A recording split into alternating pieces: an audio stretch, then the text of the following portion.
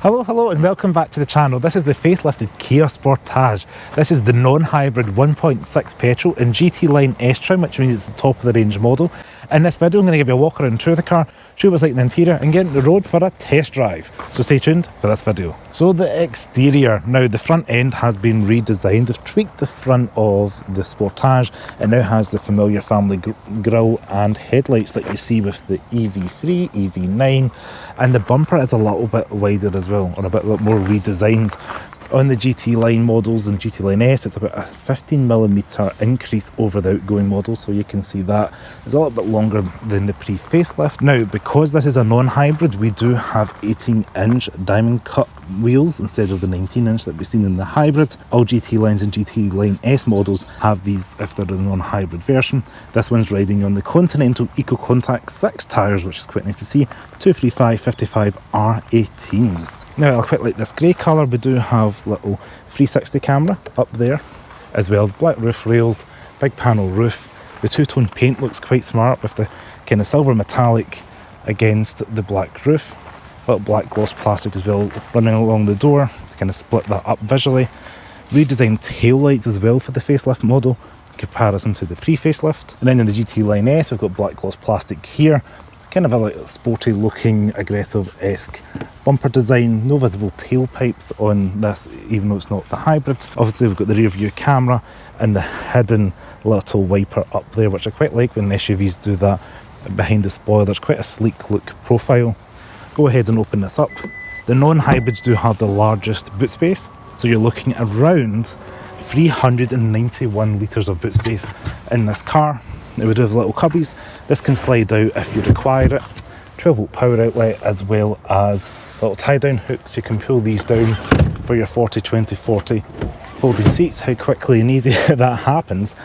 And we do have your little parcel shelf, which pulls over. As you can see, it's a little bit flimsy, but it does hide your goods from thieves and anybody looking in. And obviously you can remove that to open up that cavernous area. Now it's quite nice having this automatic tailgate electric on the GT Line S models. The other models that are manually operated. Now let's check out the back seats. So go ahead and step in the back, and I want to show you this. The door card extends past the sill, which means all passengers are not going to get dirty legs in winter. Now, this being a GT Line S, while we're here, we do have the Harman Kardon sound system, which is a fantastic audio system only in the GT Line S. And then in the rear, we do have quite nice materials, a little bit scratchy up here. It's like a suede material with some vinyl. 3-stage heated seats in the rear, which is nice to see, an electric window switch, and a small but useful bit of storage there for like a bottle of juice or something in the door card. In the back, we do have this little design detail by the engineers, which means your seat belts aren't going to get caught. Nice little design detail, little lever there to fold the seat down. It does have a little bit of staging, so you can have that like so if you want it a little bit more upright for a little bit more room in the back, or pull that lever, slide that back, and you can have a little bit of incline in the rear. Now I'm going to go ahead and step in the back of the car. I'm 5'11" for reference. This one has the glass roof, really nice open greenhouse, plenty of headroom, plenty of shoulder room, plenty of knee room.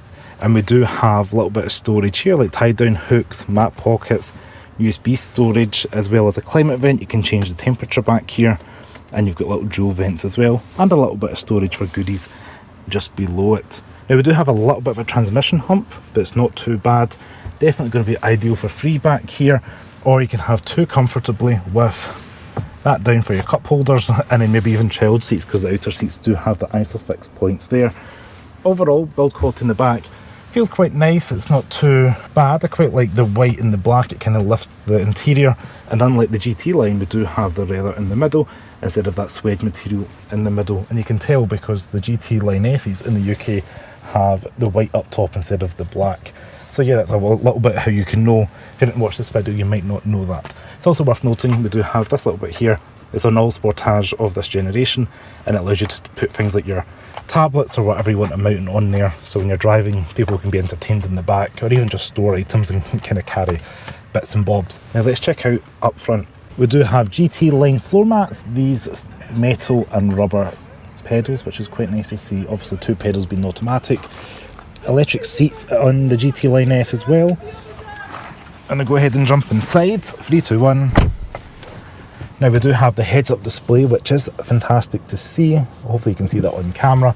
but I love the panoramic roof. This really lifts the cabin and makes it nice and airy, as do these ventilated seats, which are quite nice and strong on this today. It's a little bit, well, I'm Scottish, so it's a little bit hot for myself, so I'm enjoying the cooled seats in this car, again on the GT Line S trim. Now, everything else in the car is familiar to Sportage owners. They've updated this interior with the 2 screens, which make it look like one screen, particularly when they're driving, because this hides it here. We do have Apple CarPlay and Android Auto on this screen here, and you can control things through it as well, your maps, your widgets, whatever you may want it to be. In the screen up here, we do have information on your information that the driver can see. If I turn the car on, you're going to see that pop up. You've got your rev count on the right, your drive modes on the left hand side of the steering wheel, and unlike the hybrid, we get eco, normal and sports modes, whereas you only got eco and sport on the hybrid version. The GT Line and GT Line S do get a different dash to the pure trim, so you can see we've kind of got this stitching here to make it look like leather. And we do have, only the GT Line S has the heads up display, which is new for the Sportage. That little bit of plastic's not the most fantastic plastic they could use, but realistically you're probably not going to be touching that, maybe just the journalists that are doing the review. Good visibility from the rear, and the seat pillow's a little bit thick overhead, but I do like the big chunky mirrors, and we do have blind spot on the GT Line S for the mirrors in the corner there.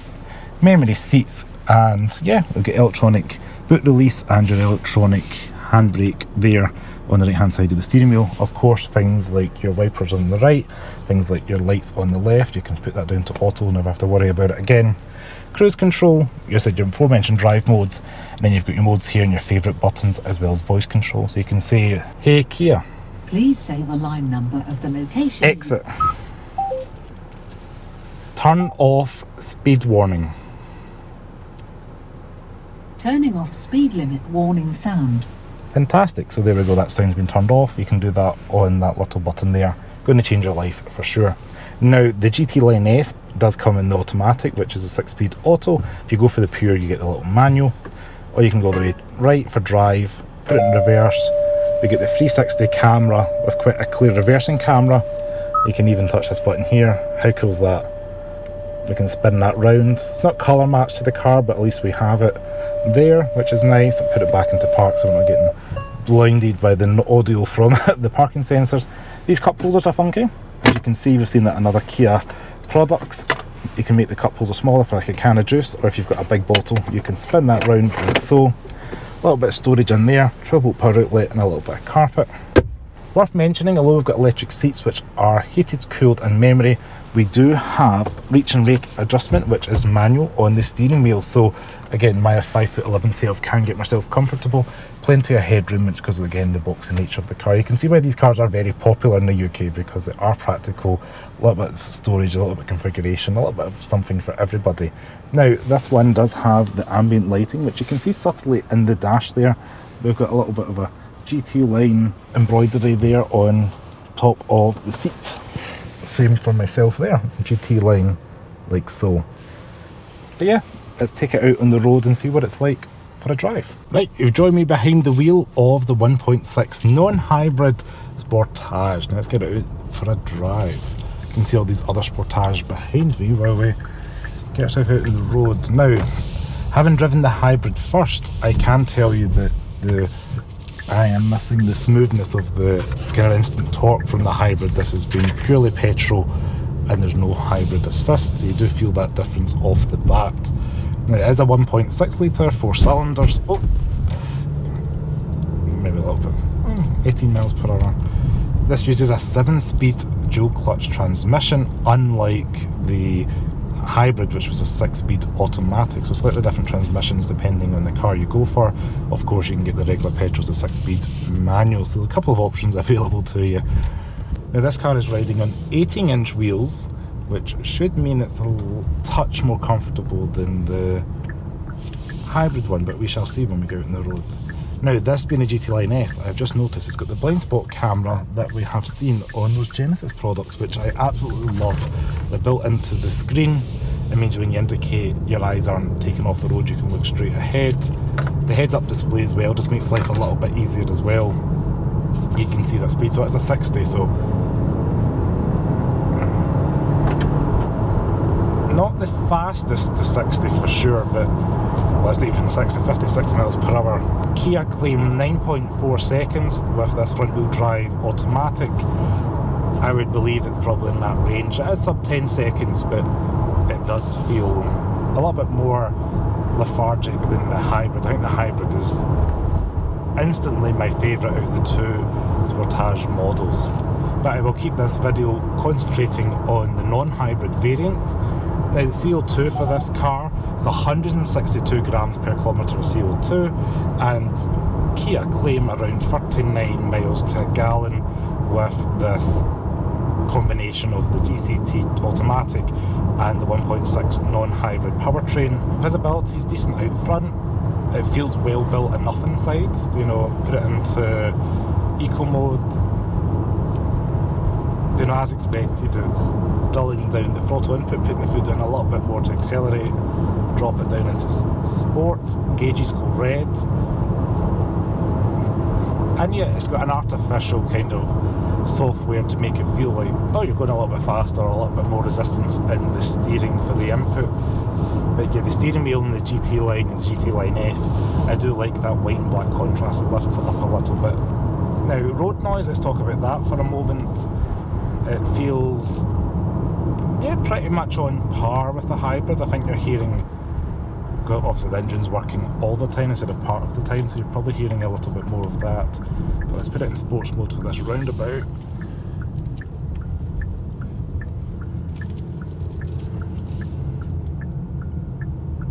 Yes, a little bit of body roll. I've experienced that in the manual version as well of the 1.6.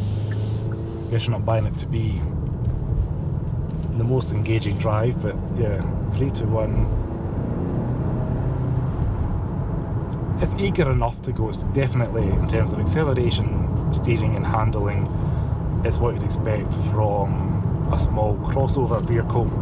I guess you're going to be buying this because you're buying this trim level because you want all the gadgets, and you maybe want the 7-year warranty if you're planning on keeping the car from new for 7 years, or equally buying it used in a couple of years' time, getting the good warranty with this car. Tech inside this one, I would get the GT Line S purely for the cooled seats, the heads-up display and the glass roof. Heads-up display because I feel like it's a bit safer just looking straight ahead all the time. Cooled seats because I'm frequently more like damp in the car, for lack of a better word. I'm going to say moist, but yeah, in a car I love a cooled seat, and the fact they're offered, and if you can afford it, go for it. Now, it is worth noting this car, as priced, as tested, is, well, it's £40,285, and you're looking at about £825 for the Luna Silver paint with the black contrasting roof. So it does throw it into that luxury car tax bracket, or showroom tax, which means you're going to be paying more tax for this. So you really do need to decide if all the goodies and that are worth it to you to be paying that extra tax or not, because it does push it up quite a bit. However, the GT line is probably, as Kia said at the beginning, like, this is going to be their best seller. It doesn't, you lose out in the cooled seats and you lose out in the glass roof and the heads up, but you do get the other niceties that you may appreciate, and I think that is obviously going to be the best seller. But it's a nice place to sit. It does a lot, and it's a competitive car in a very competitive segment. Handles well enough, brakes well enough, accelerates fine. Said that blind spot camera is definitely something that loving in these Kia products. I think they do a fantastic job with that. But yes, you can turn off the safety system, as you've seen, as well, the notifications. At least some people want to turn all that ADAS stuff off. You do have that capability. But yes, it's not too bad, and yeah, MPG wise, we're sitting around 25.5 to a gallon. The screen's telling me on my short journey there, but yeah, definitely if you want to go for the hybrid, you're going to be seeing mid-40s, maybe even low 50s to a gallon if you go for that. It is also worth noting the cameras in this car are quite good for reversing, just parking it up, and it has a good 360 camera. It's not too distorted. I do appreciate So that is the Kia Sportage GT Line S 1.6 automatic. A competitive car in a competitive segment. Kia have refined it. It works obviously for them. It's one of Britain's best selling cars. And this 5th generation have sold over 190,000 units in the UK. Is that not absolutely crazy over its life cycle so far? I just want to say a special thanks to Kia UK for inviting me along for the launch of this car. If you like this video, please give me a thumbs up, subscribe to the channel below, and why not check out and configure your own Kia online. Ciao.